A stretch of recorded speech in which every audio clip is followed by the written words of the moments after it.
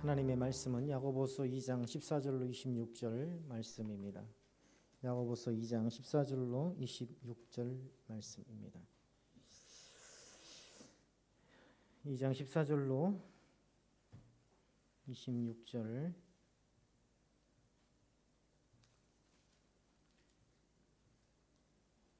14절부터 우리 한 절씩 기록해 올리겠습니다. 14절입니다. 내 형제들아, 만일 사람이 믿음이 있노라 하고 행함이 없으면 무슨 유익이 있으리요? 그 믿음이 능히 자기를 구원하겠느냐?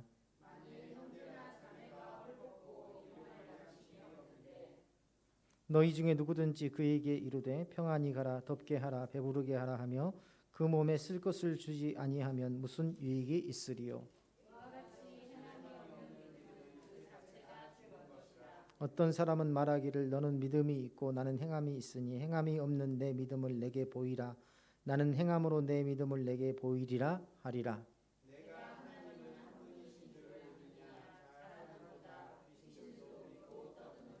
아, 허탄한 사람아, 행함이 없는 믿음이 헛된 것인 줄을 알고자 하느냐?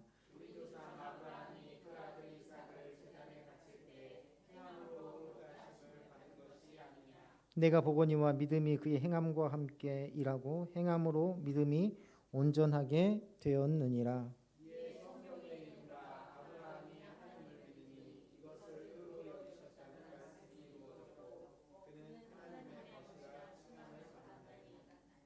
이로 보건대 사람이 행함으로 의롭다 하심을 받고 믿음으로만은 아니니라.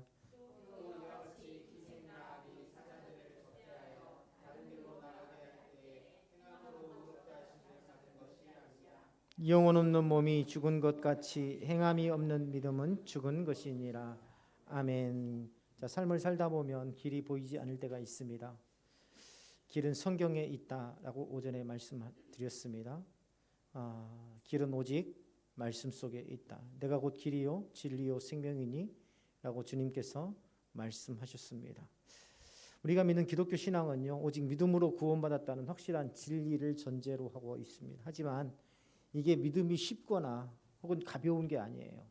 오직 믿음으로 구원받았다고 하니까 사람들은 쉽게 생각하고 가볍게 생각하는데 그 믿음이 진실한 것이라는 것, 그리고 동시에 그 믿음이 진실한 것이라면 반드시 그 열매가 삶 속에서 드러나야 한다 하는 것을 야고보 사도는 강조하고 있습니다. 그러고 보면은요, 결코 쉽지 않고 또 한편으로는 그 믿음의 중함을 깨달아야 됩니다. 나 예수 믿고 구원받았어. 이렇게 가벼운 것이 아니라, 말로 하는 게 아니라 내 삶 속에서 내가 구원받은 자라는 것을 증거해야 한다라는 것이죠. 그래서 오늘 17절에 야고보 사도는 행함이 없는 믿음은 그 자체가 죽은 것이라 이렇게 단언합니다. 믿음과 행함의 불가분의 관계를 성도들에게 강력하게 교훈하고 있죠. 행함이 없는 믿음은 그 자체가 죽은 것이라 하는 것은 뭡니까? 단정적으로 말하면 뭐예요? 구원받지 못했다. 아직 구원에 이르지 못했다라는 것을 의미하기도 합니다. 왜요? 구원에 이르지 못했다는 건 뭐예요? 아직도 사망 가운데 있다는 거죠. 생명이 그 안에 없다는 거죠. 결국은 그게 어디에서 드러난다는 겁니까? 구원받았느냐 받지 못했느냐는 생명이 있느냐 없느냐. 생명에 속한 자는 어때요? 그 자체가 죽음에 있지 않고 생명에 속하였다. 그러므로 삶 속에서 그 구원받은 자의 삶이 드러나게 되어 있다라고 이야기하고 있는 거죠. 우리는요, 이 본문이 제기하는 질문에 정직하게 마주해야 합니다. 내 형제들아, 만일 믿는 사람이 믿음이 있노라 하고 행함이 없으면 무슨 유익이 있으리요? 그 믿음이 능히 자기를 구원하겠느냐? 단순히 믿음과 행함 중에 무엇이 중요한가를 묻는 게 아닙니다. 오히려 진정한 믿음이라는 것은 과연 어떤 모습으로 존재하는가, 우리에게 지금 본질적인 것을 묻고 있는 거예요. 진정한 믿음은 과연 무엇으로, 어떤 모습으로 존재하는가? 야고보 사도는 구원받은 자라면 반드시 그 삶에서 믿음의 결과가 나타나야 한다라고 전제하고 있습니다. 그렇지 못한 믿음은 죽은 믿음이고 무익한 믿음이라, 이렇게 단언하고 있죠. 자, 오늘 이 본문을 두고요, 특히 야고보서를 두고 칭의의 문제에 대해서 바울의 가르침과 야고보서의 가르침이 상충된다고 오해하는 경우도 있습니다. 무슨 말이냐? 사도 바울은요, 로마서와 갈라디아서에서 뭐라고 하고 있어요? 율법의 행위로는 구원을 받는다, 받지 못한다? 받지 못한다. 의롭다 하심을 받을 수 없고 오직 믿음으로만 의에 이를 수 있다라고 말하고 있죠. 자, 반면에 오늘 야고보 사도는 구원을 받은 자의 삶에서 어떤 열매가 나타나야 하느냐라는 질문에 대한 답으로서 행함을 말하고 있어요. 즉 구원의 수단으로서의 믿음과 구원의 증거로서의 행함을 구분한다는 것입니다. 다시 말하면 바울이 말한 믿음이라는 것은 구원의 뿌리예요. 그리고 야고보서에서 야고보 사도가 말한 행함이라는 것은 구원의 열매입니다. 믿음이 있다면 그 사람의 말과 행동, 가치관과 선택, 인간관계와 삶의 모든 영역에서 반드시 그 믿음이 드러나게 되어 있더라. 믿음은요, 보이지 않는 내면의 일이지만 그 열매는 반드시 외적인 증거로 나타납니다. 내가 어떤 믿음을 가졌느냐 하는 것은 내 평소의 말과 행동과 그러한 삶의 가치관에서 드러나게 되어 있더라. 그렇기 때문에 야고보는요, 믿음이 내게 있다 하면서 행함이 없다면 그 믿음을 내게 보이라. 나는 내 행함으로 내 믿음을 보이리라. 나는 내 행함으로 내 믿음을 보이리라라고 강조하고 있어요. 성도의 삶에서 믿음의 실제는 행함을 통해 검증된다. 다시 말하면 내 믿음은, 내가 믿음이 있습니다, 내가 몇 년을 교회 다녔습니다, 내가 어떤 직분을 가지고 있습니다, 이런 것에서 내 믿음이 증거되는 것이 아니라 내 삶의 행함을 통해서 검증된다라고 야고보 사도는 증거하고 있습니다. 자, 이처럼 행함과 믿음의 관계는요, 야고보서뿐만 아니라 성경 전체를 통해서 반복적으로 강조하고 있어요.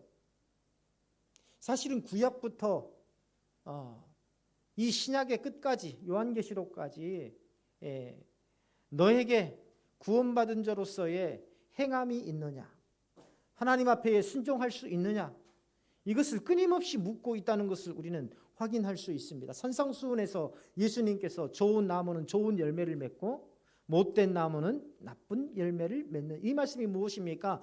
구원받은 자에게는 그에 합당한 열매들이 삶 속에서 나타난다라는 거예요. 나더러 주여 주여 하는 자마다 천국에 들어갈 것이 아니라 오직 하나님의 뜻대로 행하는 자라야 들어가리라.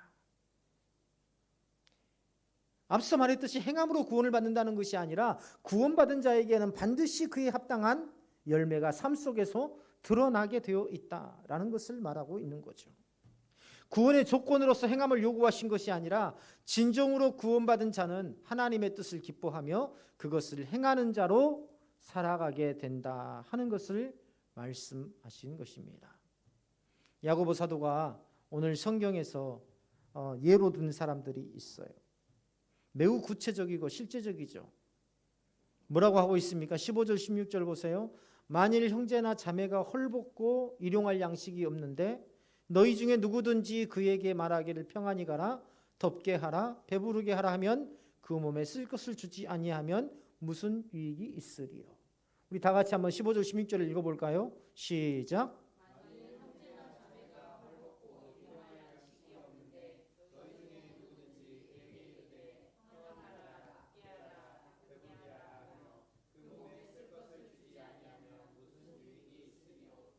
아멘.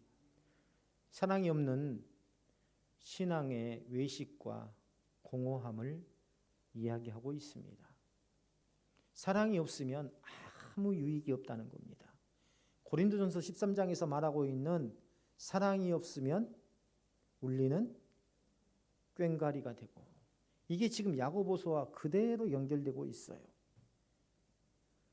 네가 하나님의 사랑을 갖고 있다 하면서도 어려운 이웃에게 손을 내밀지 않고 외면한다면 그것이 무슨 소용이 있느냐는 것입니다.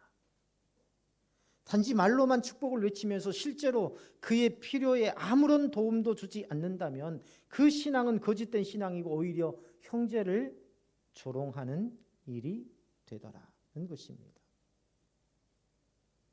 여기서 야고보 사도는요, 성도의 행함이란 거창한 것이 아니라 가장 가까운 이웃에게 베푸는 사랑과 자비에서 시작되어야 한다 하는 것을 강조하고 있습니다. 참된 믿음은 일상 속에서 누군가를 돕는 손길이 되고 말 대신 행동으로 이웃에게 다가가는 삶으로 드러납니다. 어떤 사람은 인간관계에서 그런 말을 해요. 특히 한국에서는 그런 관계성들이 많이 형성되지 않습니까? 그렇죠? 나는 안 주고 안 받는다. 그런 사람들 의외로 많습니다. 그런데요, 사실은 그래요. 어제도 저기 사당역에 교통문화회관에서 목사 안수식이 있어서 양기훈 중사님 목사 안수식이 있어서 혼자 새벽 6시에 출발해서 기차를 타고 예식이 끝나고 1시 반 기차로 다시 내려왔는데요. 서로 안 가고 안 받으면 돼요. 그렇잖아요? 그럼 고생할 필요 없습니다. 양기훈 전사님이 아버님 장례식 때, 어머님 장로식 때 서울에 있으면서도 또 더군다나 그분이 서울에서 택시 운전하시잖아요. 새벽에 운행을 끝나고 잠 한숨 안 자고 내려오신 거예요. 내려왔다가 또 바로 올라가신 거예요. 그런 관계성. 사실은요, 어떻게 보면 물질로만 생각하면 안 주고 안 받아도 됩니다. 그렇잖아요. 그런데요, 안 주고 안 받는 사람도 똑같고 주고 또 다시 받는 것도 어때요? 똑같아요. 그렇지 않습니까? 내가 그 사람에게 10만 원을 주고 그 사람이 내가 일 있을 때 다시 10만 원을 주면 어차피 뭐예요? 똑같아요. 근데 남는 게 있습니다. 어떤 게 남아요? 인간관계가 남습니다. 인간관계가 남아요. 이것은요, 아주 중요한 것입니다. 그리고 성경에서도 이러한 인간관계를 통해서 무엇이 증거돼요? 우리의 믿음이 증거된다라고 말씀하고 있는 겁니다.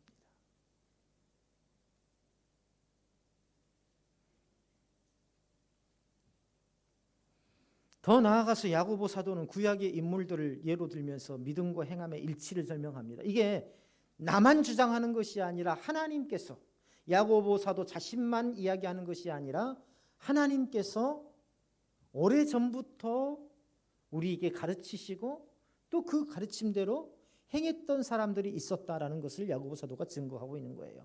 누구를 증거하고 있습니까? 아브라함을 증거하고 있죠. 21절에 아브라함은 그의 아들 이삭을 하나님께 바침으로써 믿음을 실천했고 그로 인해서 하나님께 의롭다 하심을 받았더라. 자, 창세기 22장에서 하나님께서 아브라함의 믿음을 시험하신 장면입니다. 아브라함은요, 단지 하나님의 말씀을 듣고 이해하는 데 그치지 않고 그 말씀에 절대적으로 순종함으로써 자신의 믿음을 드러냈더라. 지난주에 제가 말씀을 드렸죠. 우리 이종호 집사님이 정말 은혜롭게 설교를 하셨는데 앞으로는 설교를 잘하는 목사의 시대가 아니라 설교를 살아내는 목사의 시대가 될 것이다. 왜요? 그만큼 삶을 통해서 증명되지 않으면 아무런 소용이 없는 시대가 되었다는 겁니다. 아시다시피요, 어제도 목사 안수식을 보는데 순복음 쪽이에요. 그런데 한 지역이라면 우리로 말하면 시찰이죠.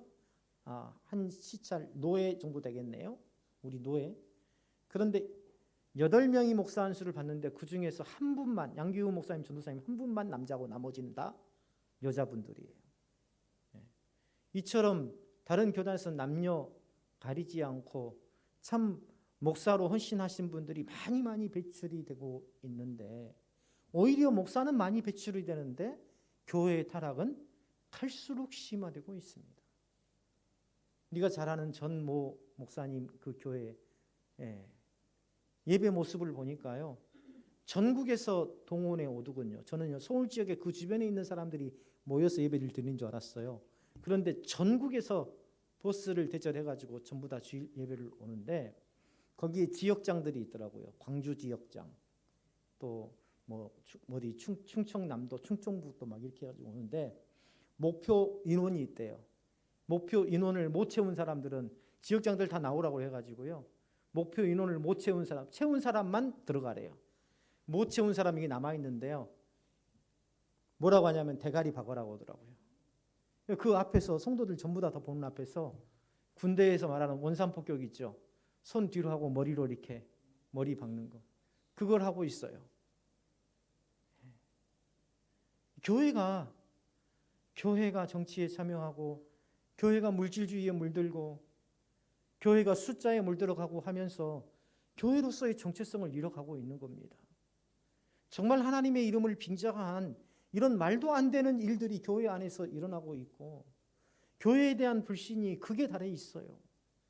그래서 제가 말씀을 드리는 겁니다. 설교를 잘하는 목사의 세대가 아니라 설교를 살아내는 그러한 목사의 시대가 될 것이고, 그런 목사를 통해서, 그런 주의 종을 통해서 하나님께서 역사하실 것이다.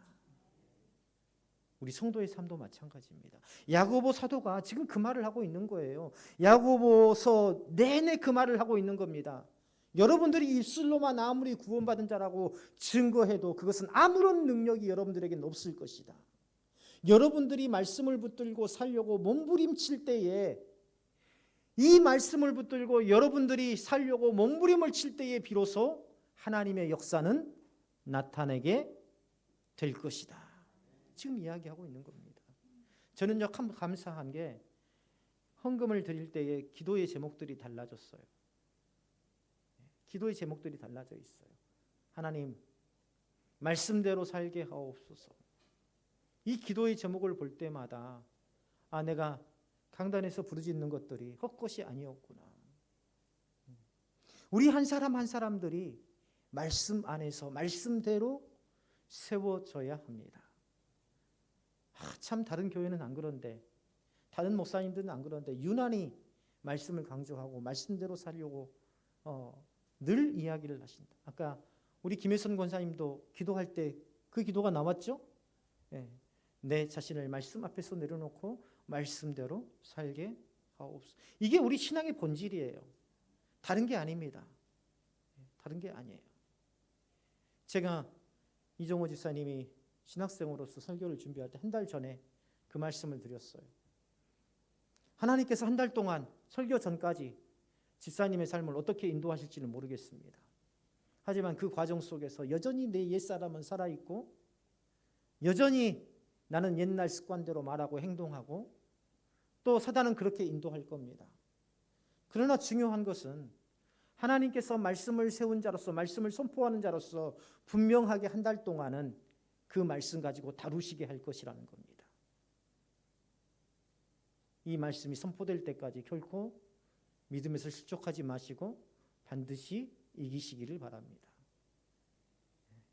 그리고 단지 그냥 문자적인 설교, 말로서의 설교가 아니라 한 달 동안 이 말씀을 묵상하면서 살아온 내 삶의 결과물들을 영적으로 전하는 그런 시간이 되기를 바랍니다. 저는요, 참 은혜를 받았습니다. 왜요? 그것은 말씀이면서도 그 속에 뭐가 있어요? 삶을 살아냈기 때문입니다. 그 말씀으로 삶을 한 달 동안 살아냈기 때문에 그러는 거예요. 그렇기 때문에 능력이 있는 겁니다. 오늘 야고보 사도는 기생 라합에 대해서도 이야기하죠. 여리고성의 기생으로 사회적으로 천한 자리에 있었던 이 라합이었지만 이스라엘의 정탐꾼을 숨겨주고 도피시킴으로써 자신의 믿음을 행동으로 나타냈어요. 이것은요, 어떻습니까? 죽을 수도 있는 일이었어요. 목숨을 걸고 한 일입니다. 우리가 주의 일을 감당한다는 것은 목숨을 걸고 하는 일이에요. 나한테 이익이 될까 안 될까 이걸 계산하고 따지고 계산기를 두드리는 것이 믿음의 길이 아니라는 겁니다. 그래, 하나님께서 말씀하셨으니 내가 죽더라도 순종해보자 하는 것이 바로 믿음의 본질이라는 것을 야고보 사도가 이야기하고 있는 것입니다. 우리는 대체로 믿음 생활을 그렇게 해요. 계산기를 두들기면서. 그러나 결코 계산기 앞에서는 참된 믿음을 얻을 수 없고 하나님의 역사도 경험할 수 없다는 것을 우리는 분명히 알아야 됩니다. 두 마음을 품지 말라. 이게 의심의 본질이라고 그랬죠? 두 마음을 품지 마라. 오직 하나님만을 바라보고 하나님만을 의지하고 신뢰하고 하나님의 뜻대로 나아가려고 하는 그 믿음이 바로 우리 믿음의 본질이고 우리가 나아가야 할 길입니다. 그래서 야고보 사도는요 26절에서 영혼 없는 몸이 죽은 것 같이 행함이 없는 믿음은 죽은 것이라고 단정하고 있습니다. 고린도전서 13장의 말을 빌리자면 사랑이 없다면 아무것도 아니라는 겁니다. 아무것도 아니라는 거예요. 생명이 없는 몸은 존재할 수 없듯이 행함이 없는 믿음은 생명력 없는 신앙이라는 것이죠. 우리 동의자님들도 장례식에 가서 입관하기 전에 모습을 뵌 적이 있을 겁니다. 그렇죠? 아무것도 아니에요. 아무것도 아닙니다. 생명 없는 몸이 무슨 소용이 있겠어요?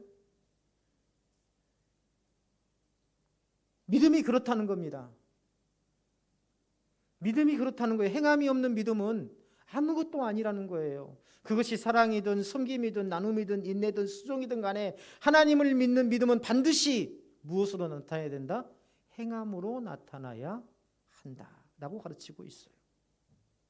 오늘 우리는 입술로는 믿는다고 고백하지만 삶의 자리에서는 그 믿음의 모습이 잘 보이지 않는 경우가 참 많습니다. 제가 경험해 보건데 부부지간에도 그래요.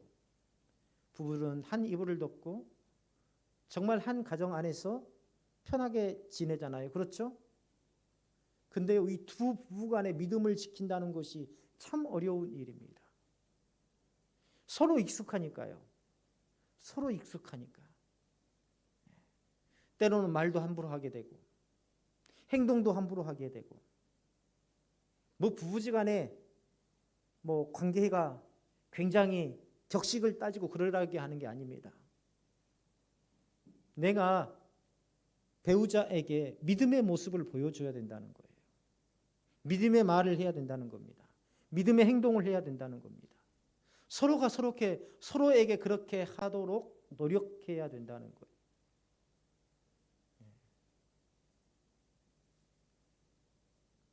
야고보 사도가 오늘 이 시대를 바라보면서 행함이 없는 믿음은 죽은 것이라 하는 이 말을 오늘 이 야고보 사도가 이 자리에 서서 그런 설교를 한다고 생각해 보세요.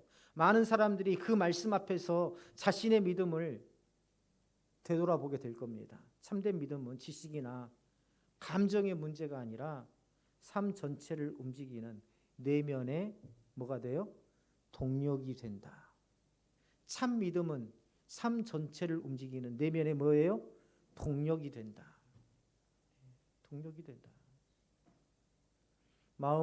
믿음은 주님을 의지하는 마음이고 행함은 그 믿음이 실제로 작동하고 있다라는 증거입니다. 우리가요 모터를 사용하다 보면 전원을 꽂았는데 작동이 안 되는 경우가 있어요. 전기는 들어가는데 웅 하고 전기 들어가는 소리가 납니다. 근데 모터는 돌아가요? 안 돌아가요? 안 돌아가요. 우리가 이 고장난 모터와 같은 것이 아닌가. 뭔가 돌아가야 거기에서 바람이 나오고 거기에서 동력이 일어나서 거기에서 전기가 생산되고 기계가 움직이지 않겠습니까? 우리가 가정의 모터예요. 내 삶의, 내 직장, 내 사업장의 모터예요. 내가 교회 공동체의 모터예요. 그런데 진리의 성령께서 아무리 전원을 연결해서 전기가 흘러가게 하는데도 불구하고 나는 어떻게 돼요? 멈춰져 있어요. 작동을 하고 고장난 것처럼 멈춰져 있더라. 야고보 사도가 그걸 말하고 있는 거예요. 살아있는 믿음, 생명력 믿음, 있는 믿음, 작동이 되는 믿음. 그러면 우리는 무엇을 행해야 될까? 야고보 사도가 말한 행함은 거창한 성취나 위대한 업적이 아닙니다. 아까 오전에 오신 박에스더 권사님이 텍사스주에서 거주하고 계시는데 간호사시라고 하더라고요. 미국에서 굉장히 오랫동안 사셨대요. 한국에 와서 가장 가보고 싶은 교회가 서울에 있는 사랑의 교회였대요. 이 사랑의 교회 가서 예배를 드렸는데 어마어마하게 웅장하더랍니다. 거기에 성가대가 찬양하는 소리, 거기서 솔리스트가 찬송을 올려드리는 소리,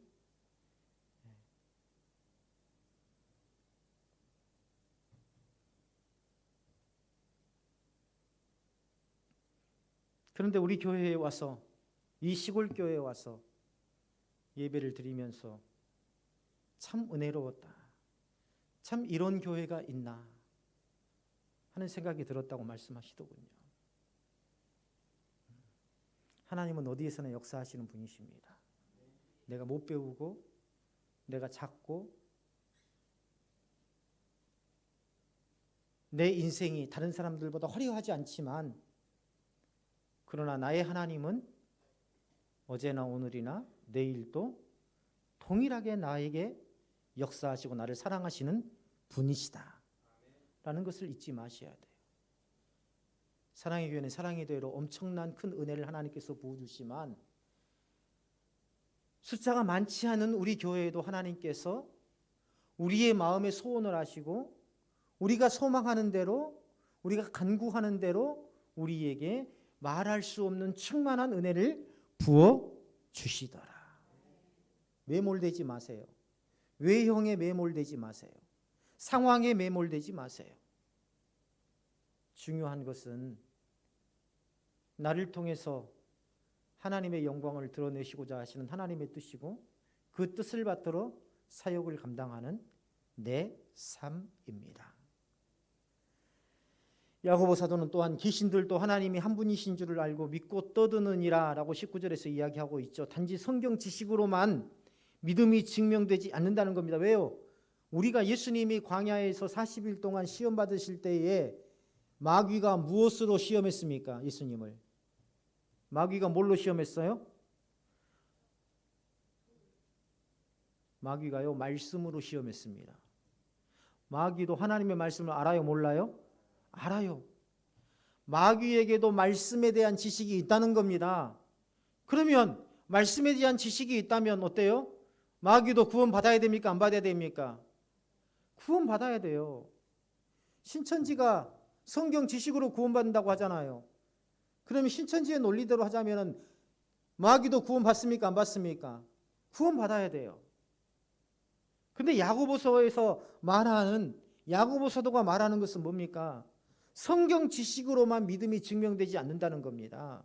믿음의 본질이 성경의 지식을, 성경을 얼만큼 알고 있느냐가 본질이 아니라, 믿음의 본질은 하나님의 말씀을 내 삶 속에서 얼만큼 행하느냐, 이것이 바로 믿음의 본질이라고 이야기하고 있는 거예요. 오늘날 우리는요, 교회 안에서 지식으로는 풍성하지만 삶의 자리에서는 아무런 풍성한 열매를 맺지 못하는 신앙이 있습니다.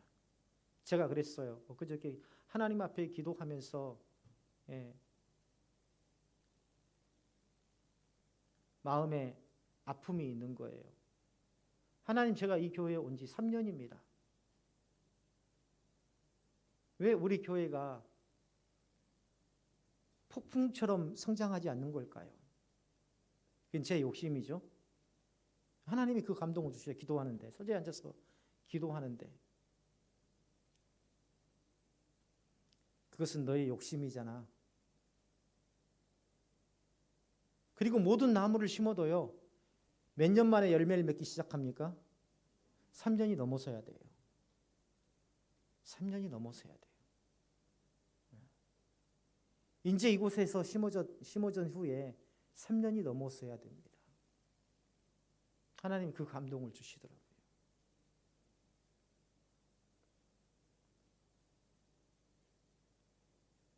머리로는 믿음으로 의롭다함을 얻는다는 교리를 알고 있지만, 성경 지식을 알고 있지만 그 말씀, 그 교리가 삶의 방향과 태도, 선택을 바꾸는 능력으로 작동하지 않는다면 그것은 죽은 믿음에 불과하더라.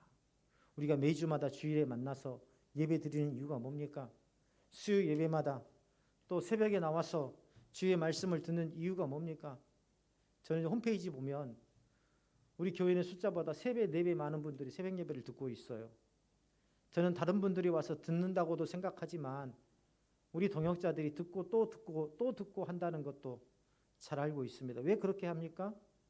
내 삶에서 그 말씀이 지식으로만 배우는 게 아니라 어떻게든 이 말씀을 듣고 내 삶에서 접목시키고 내 삶에서 이 말씀대로 살고자 하는 그 몸부림이 있기 때문이라고 저는 믿습니다. 그리고 그것이 언젠가는 그것이 하나님께서 약속하신 삶의 풍성한 열매, 믿음의 열매로 드러나게 될 것이라고 저는 확신하고 있습니다. 우리 김혜성 권사님이 기도하시면서 내 모든 것들을 다 내려놓게 하옵소서. 근데 목사들이요, 욕심이 더 많습니다. 왜요? 같이 만나다 보면은요, 동료 목사를 만나도 어디서 목회? 몇 명이야?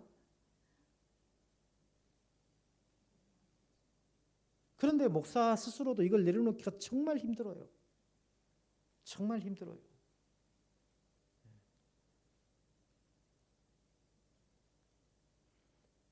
하나님이 그걸 내려놓으라고 자꾸 이야기하시는데도 말이죠.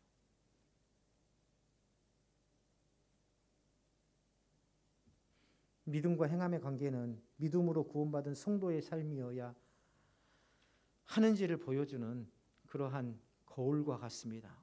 성도의 삶이 어떤 모습이어야 하는지를 보여주는 거울과 같습니다. 우리는 이 말씀을 따라가야 됩니다. 우리뿐만 아니라 목회자인 저도 마찬가지입니다. 말씀만 보고 가지 않으면, 말씀만 생각하고 하나님의 뜻을 생각하고 가지 않으면 금세 내 마음에 상처가 찾아오고 내 삶에 갈등이 찾아오고, 그래요. 정말 그래요. 그런데 말씀을 생각하고 하나님의 뜻을 생각하면 지금의 상황이 어떠하든지 간에 내 마음이 평안에 찾아오고 감사와 기쁨이 찾아오더라. 내 길을 여시는 분은 내가 아니에요. 내가 나아갈 길, 앞으로 내가 어떻게 살까를 생각하지만, 물론 생각해야 되지만, 그러나 결국은 누구의 주권 안에 있습니까? 하나님의 주권 안에 있어요. 하나님께서 이곳으로 나를 부르셨으니 하나님께서 이곳에서 주의 일을 하게 하실 것이다. 그게 제가 가진 믿음입니다. 하나님께서 이곳으로 나를 부르셨으니 하나님께서 이곳에서 나를 통해서 일하실 것이다. 하나님께서 일하시기 위해서는 어때요? 길을 내주셔야 돼요. 길이 없는 곳에 길을 내주셔야 돼요. 아무것도 없는 곳에 문을 열어주셔야 돼요. 아무것도 없는 그런 허벌판과 같은 곳에 외롭지 않도록 누구를 보내주세요? 동역자를 붙여주셔야 돼요. 누구의 일을 하게 하기 위해서? 하나님의 일을 하기 위해서. 이게 저에게만 해당되는 말입니까? 아니에요. 우리 모두에게 있는 하나님의 약속인 줄로 믿으시기를 바랍니다. 이 말씀을 따라 하나님을 믿는 믿음 위에 순종과 사랑의 행함을 더하며 날마다 믿음의 실체가 삶의 자리에서 드러나기를,